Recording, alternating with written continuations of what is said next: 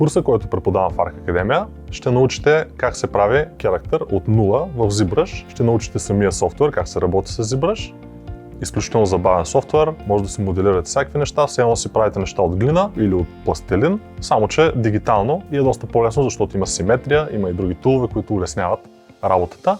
Ние обучаваме студенти в областта на разработка Game Dev, разработка на видеоигри, в по-креативната част. В смисъл такъв, че всичко е креативно свързано с този продукт, но ние наблягаме на 3 основни посоки, които са концептуално виждане, концепт арт, 3D, моделиране, анимация и също гейм дизайн. Гейм дизайн е нещо, което е повече свързано с историята и с идеята за една игра. Работата на програмния директор е да се погрижи, че всяка една дисциплина в Game Development Pipeline е включена в нашата програма и добре представена, за да може нашите студенти да изберат най-добре или това, което най-много им пасва. Моята лична цел за нашата програма беше и да помогна студентите да разберат не само кое най-много им харесва като дисциплина, а и в кое най-добре се представят. В Arc Academy преподавам светостроене и разказване на истории. Ще ви науча какво прави една история.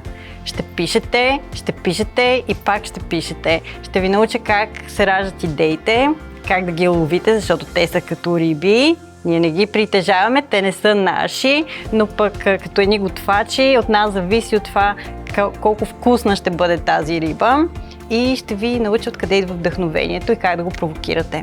В Arc Academy преподавам 2 специалности – перспектива и дигитално рисуване. В курса по перспектива имаме възможност да разгледаме всички видове перспектива, от съвсем елементарните до тези, които са вече по-модерните 360 примерно градуса, 4-точкови, 5-точкови перспективи. Тоест, опитвам се в този курс да се получи абсолютно пълна представа за всички начини за чертане, както в дигиталните програми, така и ако се налага да се начертае по абсолютно традиционния начин. Първата част на програмата съм я подготвил по такъв начин, че да покрием основни умения, които така или иначе много от студентите може да ги притежават вече. Аз мисля, че и се старая да им покажа как тези умения да бъдат приложени и как тази теория да бъде приложена вече в контекста на една конкретна задача. 3D артиста трябва първо да е артист. Трябва да се развият артистични умения, трябва да се развие способността да се разпознава формата, да се интерпретира в пространството и да се пресъздава в пространството.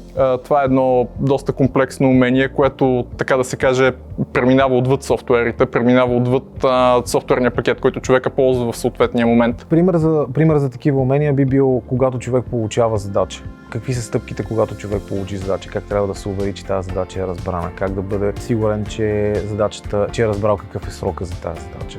Най-общо казано, какво се очаква от него, кога се очаква от него и какво е качеството, което се очаква от него. В Arc Academy преподавам специални ефекти за игри. Могат студентите да очакват да им предам моя практически опит. Всъщност аз имам предимно такъв, защото в България не е имало, когато аз съм се развивал училища или академии, както тази за игри. Моят опит е изцяло практически.